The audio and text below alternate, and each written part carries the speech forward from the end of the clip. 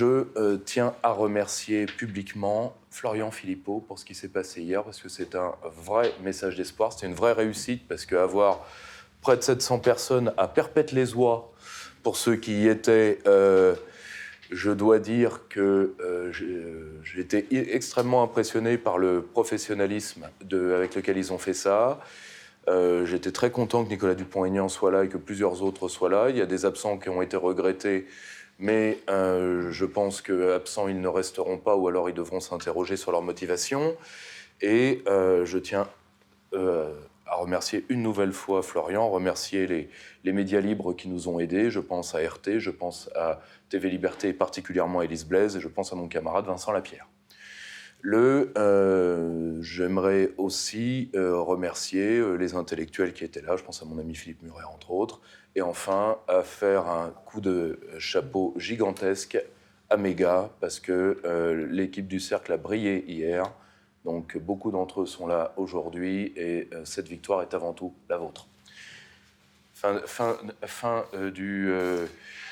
de l'actualité du mouvement. Si je fais un deuxième remerciement, Michel Onfray nous a accordé, vous l'avez peut-être vu, un entretien qu'il a fait avec Julien Aubert. Donc c'est Julien Aubert qui a demandé que le Cercle couvre cet entretien, et Michel Onfray l'a très gentiment accepté. Pour ma part, j'ai eu entre les mains le premier numéro de Front Populaire. Je ne peux que vous y renvoyer, parce que c'est une revue qui est déjà très très belle techniquement.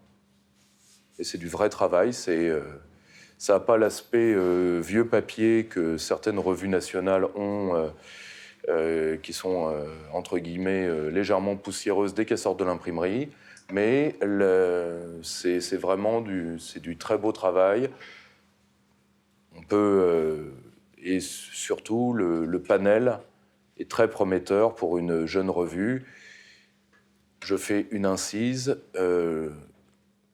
J'observe sur Front Populaire que, sincèrement, c'est une initiative à aider et à soutenir.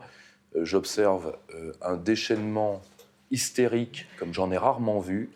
En ce moment d'ailleurs, là, on fait des prix de gros, parce que l'amicale de la Pleurniche est tombée sur Zemmour pour un truc qui a eu lieu il y a 1 an et demi.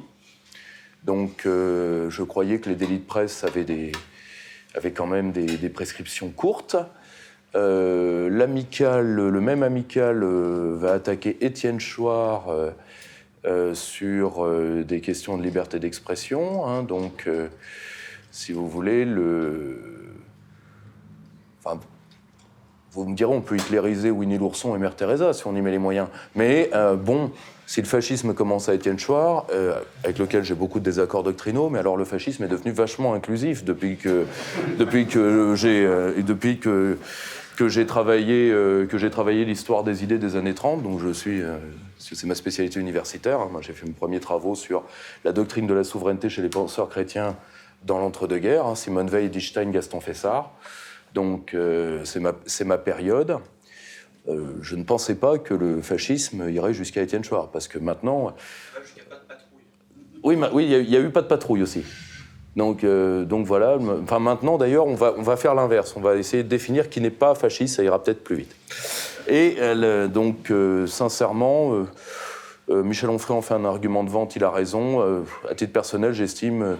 sincèrement qu'une revue dont on peut me prouver que Jean-Michel Apathy ne peut pas la supporter, ça vaut quand même de cotiser. Et rien que pour ça. Donc voilà, ça c'était pour l'actualité du mouvement, c'est-à-dire que la répression passe, mais les idées restent, donc c'est déjà pas mal. Abonnez-vous à la chaîne, n'oubliez pas la cloche.